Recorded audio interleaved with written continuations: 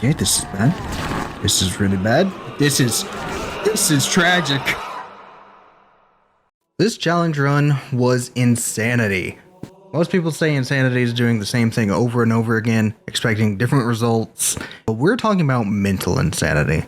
After the last challenge run series I did, which is still technically ongoing, we're just taking a little break from it, well, it formed mental blockades, leaving me unable to jump in video games. But hopefully this one won't have the same long-term effects, because after 2 months and 1 day, I can finally report my findings. Yes, this challenge run did start in March. It took at least 50 hours of gameplay, and I'm recording this super long after I wrote this script, so that timeline sounds completely off.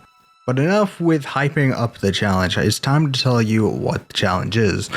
This challenge run uses a mod made by Darkwolf, or as I like to call them, Satan. No offense. This mod makes it to where when enemies die, they multiply up to 4 times. The duplicates of the enemies don't multiply further, thank gosh. While this may sound doable, that doesn't mean it's easy. The enemies also explode when they multiply. So this is an extra hazard that is thrown in, but even though it's dangerous to us, we may also be able to use it to our advantage. Simple encounters get flipped on their head, making situational awareness absolutely necessary. And spoiler alert, I have none. Each level will have its own obstacles that comes with this mod, so we will just have to roll with the punches. But enough chatting, let's see if you can beat Halo Combat Evolved if the enemies constantly multiply. The Pillar of Autumn kicks us off with a relatively easy introduction to the mod. Given how tight the hallways are on the ship, it allows for the explosions to catch a lot of the duplicates and take them out before they become an issue. And in the case that it doesn't happen, the corridors make it easy to keep a distance and fire from afar without being flanked. The only part I did not use brute force was at the stairway. I figured that the number of Covenant would be too much, so I simply ran through. Sometimes it's better to just evade when possible, and that is a lesson that will be hammered in by the time we're done, trust me. I was able to finish this level in roughly 30 minutes, and we're not even really getting started yet. Halo is a leap in difficulty. You see, it's a very wide open map, making us very vulnerable to flanking maneuvers by the enemy. Also, remember how I said sometimes it's better to evade, not fight? This mission doesn't really let you do that, except for like a couple spots. You have to clear all the enemies, at least I had to. It wouldn't let me progress the level otherwise. Load zones will be a recurring issue in this video, but more on that later. The first section of the mission requires us to defeat all the Covenant forces dropping in. There are 5 dropships with up to 6 enemies each. Now my math may not be correct, but with a multiplying factor, this makes around, I think, 120 enemies. But we need that Warthog if we want to beat this level. And no, it's not just for convenience. But first, we need to clear the enemies. So of course, the Marines don't last long, and by the last several ships, I was completely on my own.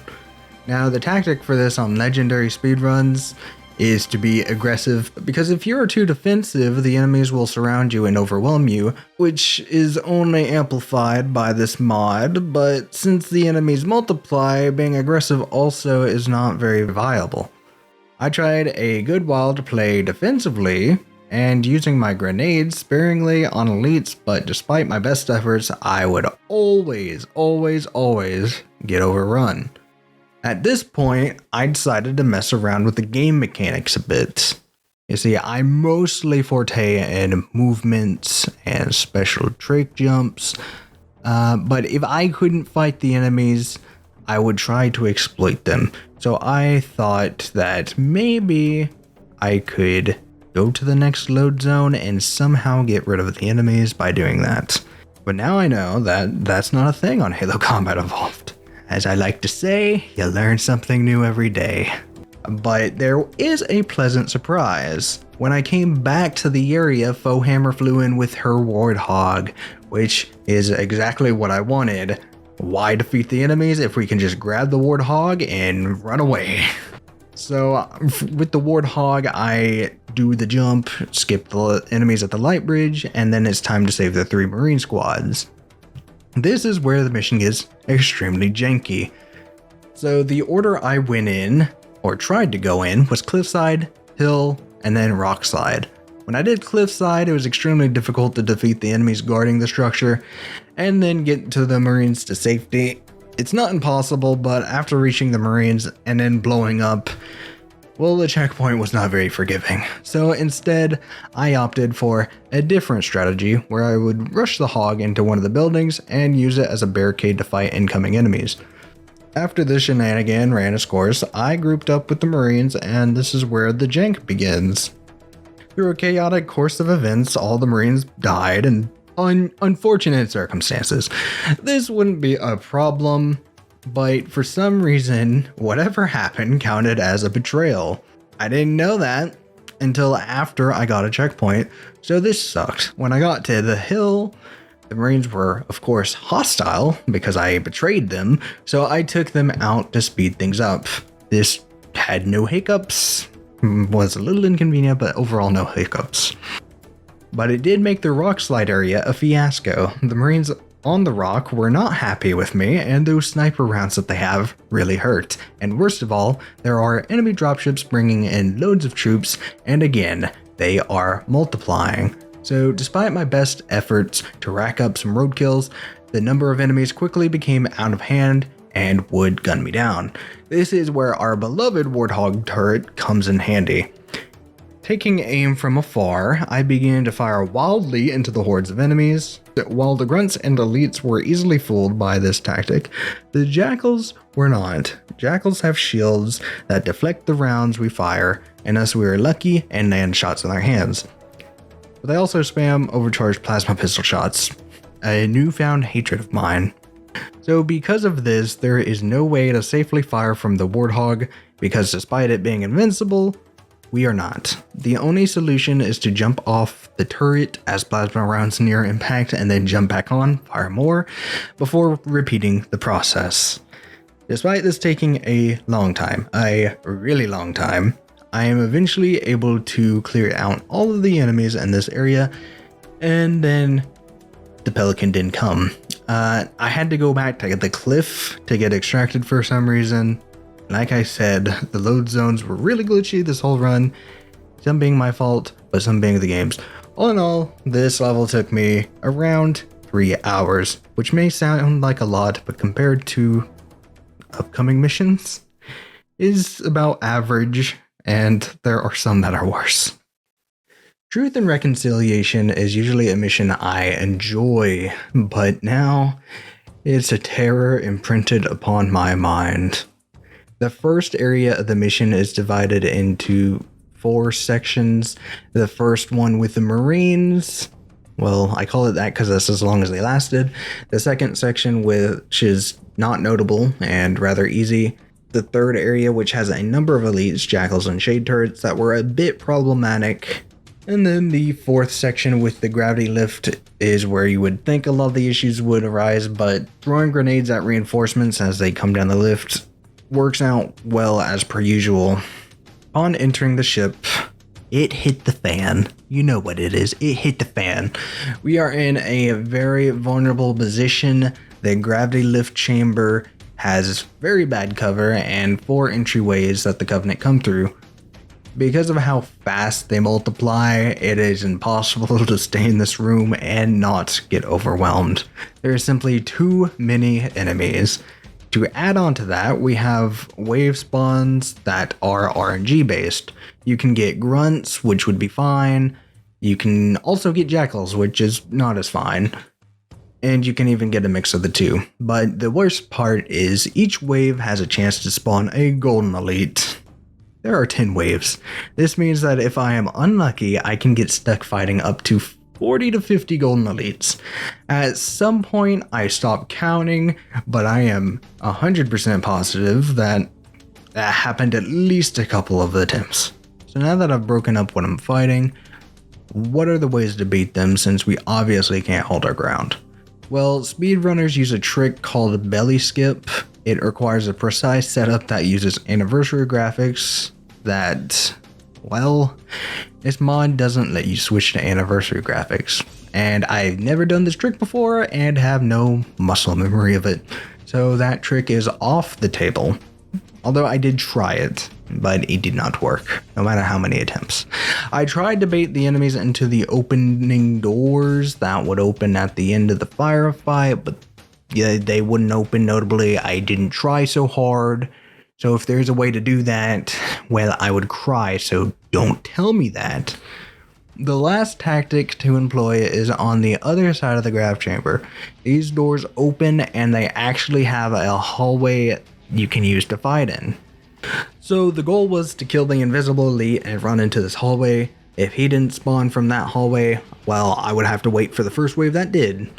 Once inside, I would take pot shots at the enemies in the main room, being careful not to lose health. While I do this, I have to be careful of enemies that are spawning in the hallway that I'm taking cover in, as they can easily overwhelm me if I don't pay attention to them. Also, the golden elites that are in the grav lift chamber sometimes charge into the hallways in groups. It is very terrifying, and there were several times that this would either reset the attempt or be a very close call. And since there are so many enemies, probably around 200 if I had to take a lowball guess, this expended a lot of ammo, which led to me discarding my sniper rifle. I really wish I had not done this. It leads to issues later on. Anyways, I spent hours spamming plasma pistol shots from the hallway. I would take hour-long attempts over the course of like a month here and there when I could. It was brain-numbingly boring. It got to the point that I decided to live stream this specific part of the challenge, and I guess a live audience is just what I needed, because after only 1 hour in the chamber, I was able to defeat all 10 waves of enemies. This was a short-lived victory. After you defeat all these enemies, 2 hunters come out of the large door to attack, but remember, because I didn't, for some reason I didn't remember, these guys multiply, so it's actually a total of 10 hunters. I don't have the sniper rifle to one-shot them. This is the part I'm saying. I should have saved the sniper rifle. Stupid old me did not. So with a plasma pistol, I hot-footed around the room, dodging fuel rods and firing like a madman at the hunters where I could.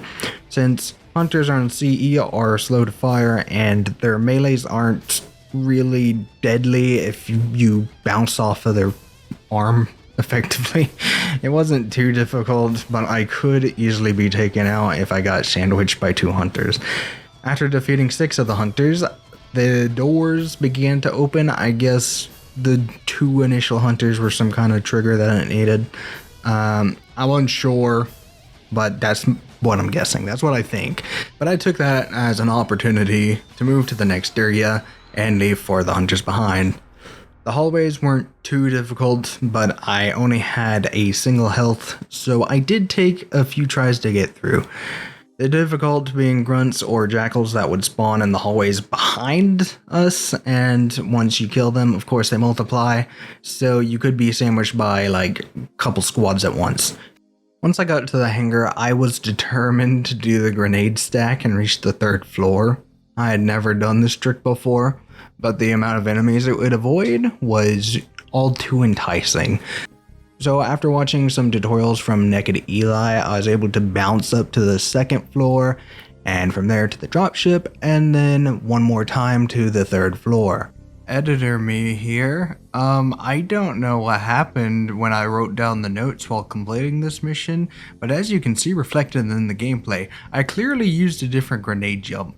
So I don't know why I initially recorded that, or why my notes had it incorrect either. You'll just have to forgive me for that one. I think I'm losing my mind. We're getting closer to the end here, but don't be fooled, it only gets worse. Through the bridge and to the prison blocks is not too bad because tight hallways again, but then we rescue Keys and we have to protect him. And before anyone asks, no, he does not multiply and get duplicates. You have to defend keys against so many enemies because they're all multiplying. And as many already know, Keys is a moron. He likes to charge into battle for no reason, and simply getting him out of the prison block was hard enough. He just kept running forward to get slashed by the invisible elites or get plasma spammed by jackals. This part is irritating but doable. I just have to preemptively throw grenades at the enemies and hope that Keys does not run onto the grenades.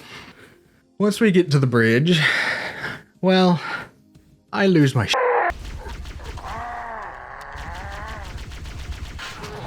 Keys, why are you running into a crowd of sword elites? Oh. Keys!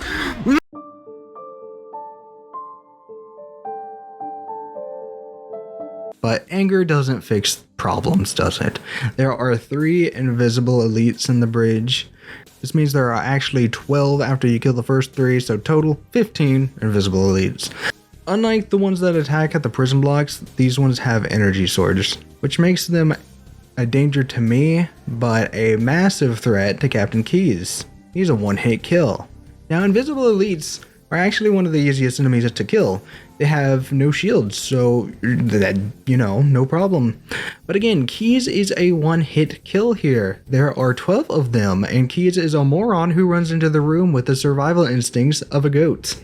I have to take out all 12 elites before they reach Keys. I really wish I still had my sniper rifle right now. I could just one-shot all of them in quick succession. But no, all I have is a plasma rifle, a plasma pistol, and a pocket full of grenades.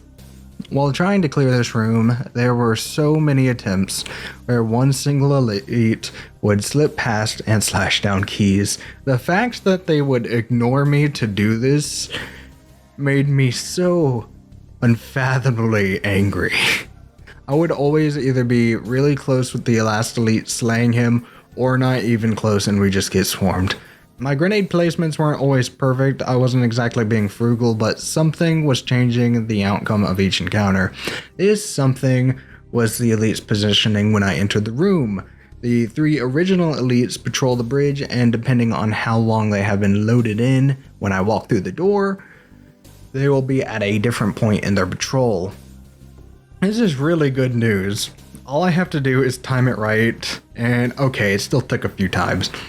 But I was eventually able to get 2 of the elites to be in the farthest corner of the room, and the third to a spot where his pathfinding is broken, so he was just stationary while I fought the other ones.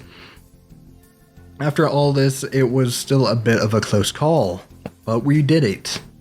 Because we did the grenade stack earlier, the rest of the mission is skipped and the final cutscene plays. Overall, this level took 20 hours of gameplay to complete, and that's only partly due to me accidentally restarting the mission. Blew the mod author. Well, it's... No! I don't want to really talk about that. It was a very sad day. All of that is to say, if you are enjoying the video so far, consider liking and subscribing. It helps the channel out a ton and gives me a dopamine bump that I really need right now, because holy crap, this challenge. We are only just now getting to Silent Cartographer. Let's see if we can speed things up, why don't we? So just like the speedrunning strategy for this level, I avoid all the enemies at the beachhead by detouring and grabbing the warthog around the bend. Given I had all the right ingredients, I decided to try out the warthog fling to see if I could bypass a large portion of the mission, and it worked out perfectly on the second or third try. Now comes the descent, and even though I don't speedrun the game, I'm very familiar on how to get down to the map. That was no issue. The hard part would be getting back to the top. Regardless of if I had fought the enemies on the way down or not, I was booked to fight a lot on the way back up, and I really didn't want to do that. I was already feeling the mental fatigue this challenge was giving me. I decided that since I had already used half the speedrun strategy, might as well use the rest. But the thing is, the grenade jump used to get up the shaft is a lot harder than the one I used on Truth and Wreck to skip the 3 floors. There is a consistent way to set up this launch. I tried to do using the tutorial by Frog Archist, and I mean, I couldn't do it consistently because my monitor is super dim. I have no idea what's wrong with it, honestly. But no matter how many times I tried, I could not identify the proper spots to throw the grenades. I did keep trying though, and although I was never able to reach the intended floor, I was able to bypass a couple. How many enemies did this end up skipping? I don't know. Do the math. Could be none or it could be a ton. One of the two. From here, I decided to go old-fashioned and fight my way upwards. It was, shockingly, not too difficult, except for jackals. We hate them for good reason. Once we reach the exit, there are a lot of invisible elites, which again aren't too big of an issue because they have no shields. But they did create quite the explosion with the grenades they dropped. Oh, 6 levels to go. Assault on the control room is a fun level. It really is, but there's a very simple solution here. I've watched a mini legendary speedrunners in my day, and it looks pretty easy to grab the Banshee at the first bridge. Okay, actually it's a little bit harder than it looks, especially with the sleeping grunts. I got the tactic down for headshotting them and crossing my fingers they fall off. That was the only way to take care of them fast enough to set up the trick properly. Even though it took me a lot of time to correctly perform it, I was able to get the elite to dismount and I was able to fly right to the end of the level with no issues. It might have took about 40 minutes of trying the trick, probably less, hopefully. But let's be honest, overall it saved a lot of time on this mission. Pardon my Z-speak, but 100% no cap on Jod. This mod makes 343 Guilty Spark a horrific level. Of course, it's the level that introduces the Flood, but now imagine them, but with the horde numbers of Left 4 Dead. First things first, the Flood aren't quite like the Covenant on this mod. Their explosion isn't the plasma-based one, it's instead the carrier form bursting, which I think does lower damage, but imparts more physics. That is to say, they don't really chain react a ton of explosions like the Covenant can. Also, the infection forms behave completely vanilla, which is fair enough considering they barely function in the base game. I'll cover the carrier forms when they appear in the next level. As for this mission, the sheer number of combat forms is quite daunting, since they are far more aggressive to rush you compared to the Covenant troops. But since this level has so much going on, most of the encounters can be avoided since they are distracted by Marines or the Covenant. Once we reached the exit, it was a bit of a different story though. I knew that attempting to stay with the Marines would lead to being overwhelmed since the Flood come out from the tree line in all directions. Anticipating that, I elected to run ahead to the structure in the middle of the forest. You see, speedrunners would shoot down the sentinels at this point to initiate the final cutscene. I didn't have to do that. The Flood took care of the sentinels really fast. So that clears this mission. One of the easier ones, probably the easiest, although the Flood didn't give up easily. Though I walk through the valley of the shadow of death, I will fear no evil, for thou art with me. Sorry, that just felt appropriate for what's to come here. It's time for the library, and it comes in with a reckoning. No amount of speedrun tricks or game mechanics will make this easy. This level puts us, an army of one, against hundreds, maybe even 1,000 Flood. And the only way to victory is through the Horde. Now there isn't really a ton to explain to this level, aside from a couple of encounters. But it does introduce carrier forms, and I will say I never thought I'd see the day where I'd get overwhelmed by them alone. That day has come. Most of the encounters would boil down to bottlenecking the Flood and firing. Don't stop firing. But there are encounters like the doorways you would have to wait at, which can be weaseled by hiding in these cubby areas, although you do have to deal with the consequences when it's time to move on. There are two sections where you're flanked by Flood coming from behind and in front. In these situations, I found it best to rush the horde ahead of us, and you can jump till you're through. Then you would have one large horde behind you. As you can see, the key to success in this challenge run is to never let yourself get surrounded. Just like Truth and Wreck, a single unit behind can topple the attempt. Another encounter that causes issues are rocket floods. Of course, now it's not just one rocket flood at a time, now it's like 5 or more.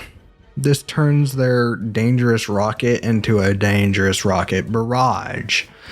Staying mobile helps to dodge these, at least in the wide open rooms of the library. The same can't be said for later on. The final hurdle of this level was the last door. While you're waiting for it to open, a massive horde comes from behind. As much as I tried to fight them, the amount of shotgun wielding floods, well, they were too much. Now, this door does have a small opening, but it requires a grenade jump to reach it. Luckily, I had a checkpoint for my many attempts, but with the flood right on my tail, I had to make the grenade jump quick. Once through, it was smooth sailing, with a small jump scare, of course. I'm out. Oh, God. Despite it not taking the longest, it was still one of the harder levels, simply due to the sheer number of the flood. The saving grace is the checkpoints that were right before all the encounters. We've made it to Betrayals. Now we're fighting all 3 factions. The Sentinels gimmick, well, they don't have one. They just multiply and it's pretty horrible. Room 1, we retrieve Cortana and have to beat 20 Sentinels with a plasma pistol and shotgun. Mainly the plasma pistol because the range, this is surprisingly feasible as long as we refrain from overcharging the plasma pistol since that drains the battery a lot faster. Then we get right into the hallway where there are Sentinels and Covenant. With them clearing themselves out, we play the waiting game before proceeding. Getting outside was rather difficult. After all, there are lots of elites out there. Standing way back and pelting them with plasma pistols along with a few Hail Marys, we finally break free. Once we get to the bottom of the structure, the real battle begins. In fact, it was a little bit too much to handle. However, most of the enemies remain in cover until we get down there, and the Wraith is not too aggressive. So instead of fighting all the enemies, we run to the Banshee. As I said near the beginning of the video, sometimes it's better to evade than engage. I've opted to evade a lot more as the challenge run goes on because I was experiencing extreme mental fatigue. Now comes that part of the mission. The first pulse generator was not too bad, but getting to the next one was its very own little adventure. Oh, did I say little adventure? I meant large adventure. I'm not just an idiot. I am a forgetful idiot. By trying to be smart, quote unquote, I jumped to the other bridge, ran across, and jumped back to avoid the flood. The enemies then failed to load anymore, which I ignored because ignorance is bliss. When I reached the door that would take me down to the canyon, it was locked, and I had a checkpoint. So the only way to fix this without restarting the level was to go back to the first door entering the bridge and fight through everything the right way and get back there, which doesn't sound that bad, but since I had already got the checkpoints, I didn't get more, which means each time I fail, I have to do the whole journey again. I had to fight through hordes of elites, rocket floods, the whole 9 yards, but I did finally get back to the locked door and it was finally open. So why did I say I'm a forgetful idiot and not just an idiot? It's because I experienced this not only on my first ever Halo CE legendary run that I did like when I was 10, I also did this on a lasso attempt when I was like a lot older, and I've done it a 3rd time on doing this stupid challenge run. So I have fallen for this 3 times over a span of like a decade or more. It really just goes to show how absent-minded I can be. Going down to the bottom now, I collect a ghost and use it to avoid enemies until I reach a new Banshee. The second pulse generator was a pain in the rear. Just to get to the generator, you have to get past a bunch of rocket flood, which is now like 5 or 6. I keep repeating this, but I cannot emphasize them enough. 5 or 6 of each enemy is so much and painful. And once you get to the EMP generator, you don't get a checkpoint. More enemies come and you have no shields and they absolutely swamp you, which of course resets you to the start of the fight before you reach the generator. This took so many attempts that I basically memorized the locations of the rocket floods so that I could grenade them one by one. Once the room is cleared, I would burst all the infection forms, because at this point, I had 1 health, and if they were to jump on me when my shields were down, that would take me out. So yeah, I had a little freaking memorized strategy. Once I was ready, I would EMP the generator and then everything falls apart. Combat forms drop from the ceiling, which causes suppressive fire that can, if you're not dodgy enough, it keeps your shields down. So I came up with a strategy to retreat to the rear of the generator room, where I would bottleneck the enemies that come through the center, and there were also floods coming through the side hallway. These ones would cause the issue because they would come with a rocket flood in each group. I think more than one. I think it was like 2 or 3, and this isn't counting the duplicates because I didn't want to make my situation worse. But there's 2 hallways based on this location when you're at the back of the room, and depending on where you're standing, whether it be the right side or the left side, the horde that comes through the hallway would come through either the left or right hallway. No matter how I prepared for the horde, they would always overwhelm me. So I devised a plan, which was successful, and that was to lure the horde into one of the hallways and then run to the opposing one, and basically looping around the horde to escape without fighting them. This was I figured I'd explain this because it was a lot more interesting than the other scenarios where I just run past stuff. This actually required thinking and not just freaking panic screaming and running. Really hard to explain due to the chaos, but as you can see on screen, it worked. It also led to this really funny T-posing flood, which I just wanted to show you because it had me cackling. Once I got back in the Banshee, I attempted to get it through the door, but this trick was too advanced for me. I couldn't figure it out. So instead, I went old school and shoved a ghost through the door instead. This allowed me to ride to the last couple of Banshees, after a few loading errors of course, and get the Banshee to the last generator and finish the level. Gotta say, 2 Betrayals was the worst, and the entire ordeal was because of checkpoint problems, which I have faced before and will probably never learn my lesson. Keys is quite the interesting one. Notoriously the shortest level in any speedrun, and even non-speedrunners such as myself you have utilized the flood bump in order to complete higher difficulty playthroughs, whether it be legendary or lasso, which this certainly fits the bill for a higher difficulty playthrough. However, because of how the enemies explode, it's technically not impossible, but the setup is a lot more inconsistent. The combat forms explode and it duplicates, and there's no guarantee that any of the duplicates are a reviver or not. So there's no consistent setup like you would normally use. So then I tried the shield bump, which I used to be able to do, but now I can't. Guess I'm a little rusty or something. Plan C, I crossed the hole in the ship, which led to nothing, which I was genuinely disappointed because I never thought to try this before, but there's nothing over there. Don't try it. So you know what that means. I have to go down to the ground where there is an absolutely mollywhopper of an enemy gauntlet.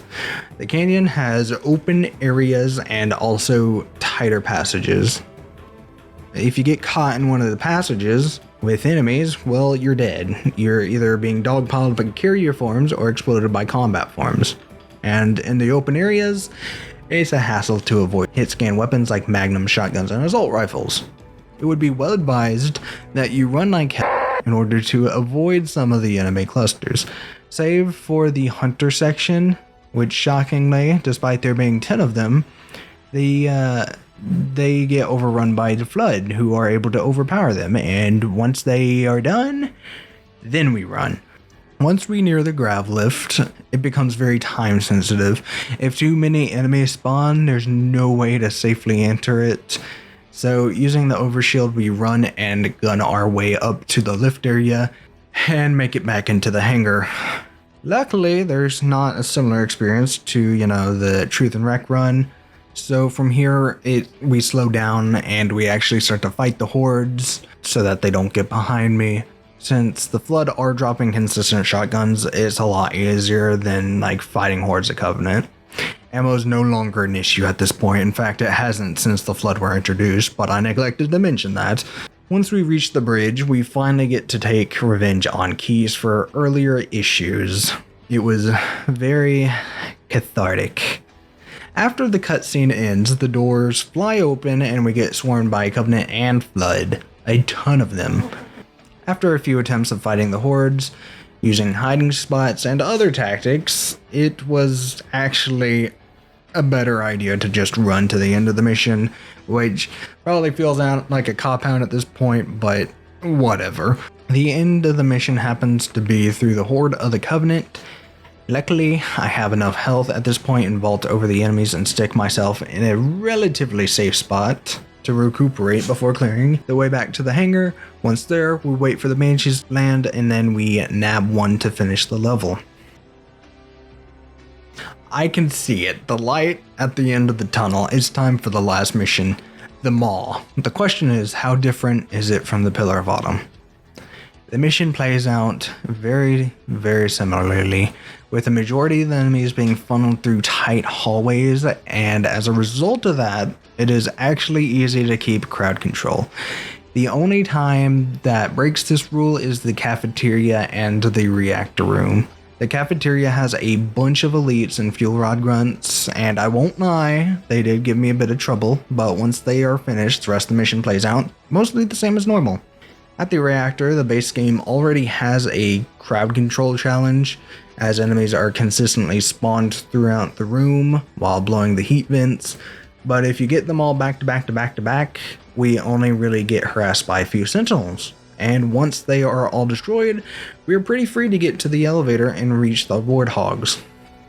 And as you can imagine, the warthog run plays out exactly as usual, because who goes for splatters anyways?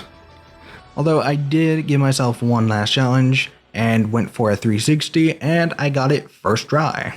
So yeah, there you have it. Another challenge complete. Another one for the playlist. I don't think that I want to do a series for this challenge because I don't know if the mod author made one for the rest of the Halo games.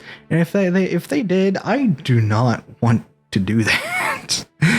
It was absolutely, positively horrifying, awful, and a painful experience. Compared to our previous challenge run where we did the no jump, this one was a lot more challenging than fun. I like the no jump series because there's a lot of puzzle solving using movement mechanics to kind of, navigate the levels as opposed to, hopping like a bunny rabbit. And the only real combat challenges in that series came from, using jump to evade enemies. But here, the whole challenge is just blasting your way through massively boosted numbers of enemies. And I gotta say, it is a pretty interesting challenge. If you want to try it for yourself, it's on the Steam Workshop.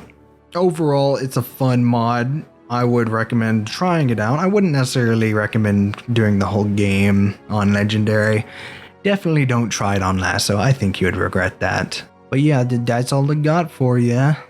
Subscribe if you want to see more challenge runs. But anyways, that's all I got. Until the next video, bye-bye.